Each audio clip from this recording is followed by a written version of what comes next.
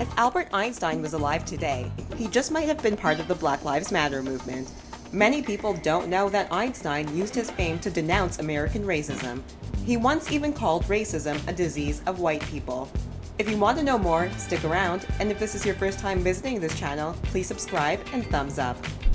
Before moving to America, Einstein was often harassed by Nazis in his native Germany. He moved to the US in 1933, but discovered similarities between American segregation and the treatment of Jews in Germany. So, he decided to do something about it. Here are 5 ways Albert Einstein fought for black civil rights. Number 5. Before moving to the US, Einstein backed a campaign to defend the Scottsboro Boys. These were 9 young black men who were falsely accused of raping 2 white women on board a train near Scottsboro, Alabama, in 1931. Eventually, one of the accusers, Ruby Bates, admitted that she and the other woman were pressured into falsely accusing the boys.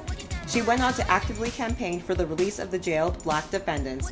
The case went to the U.S. Supreme Court in 1937, and the lives of the 9 were saved. And although it was almost 20 years before the last defendant was freed from prison, the outcome was a proud moment in which a mass movement of blacks and whites, including Einstein, successfully beat the Jim Crow legal system. Number 4. In 1937, Princeton's Nassau Inn refused to rent a room to opera singer Marian Anderson because of her skin color. So Einstein invited the African-American singer home as his guest.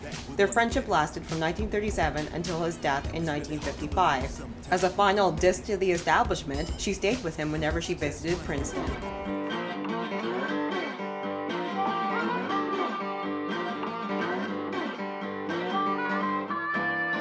Number 3. In 1946, Einstein gave a rare speech at Lincoln University, a historically black university in Pennsylvania, where he also accepted an honorary degree.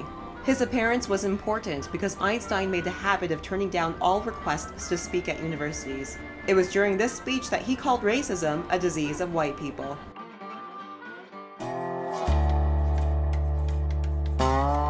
Number 2. Einstein was a friend of African-American actor Paul Robeson, who was blacklisted because of his civil rights work.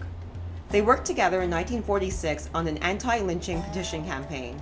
In 1952, when Robeson's career ended because of the blacklisting, Einstein invited him to Princeton. It was a public rebuke to the establishment that turned their backs on the actor.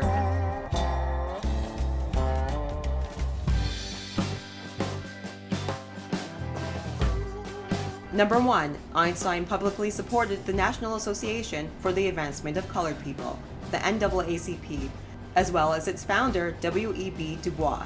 In 1951, the federal government indicted Du Bois as a foreign agent because the 83-year-old circulated a petition protesting nuclear weapons. Einstein decided to use his influence and offered to appear as a character witness during Du Bois' trial. It had the desired effect. The potential publicity convinced the judge to drop the case. Einstein said it best, "What, however, can the man of goodwill do to combat this deeply rooted prejudice? He must have the courage to set an example, by word and deed, and must watch lest his children become influenced by this racial bias." Let us know what you think in the comments below, and remember to subscribe and thumbs up.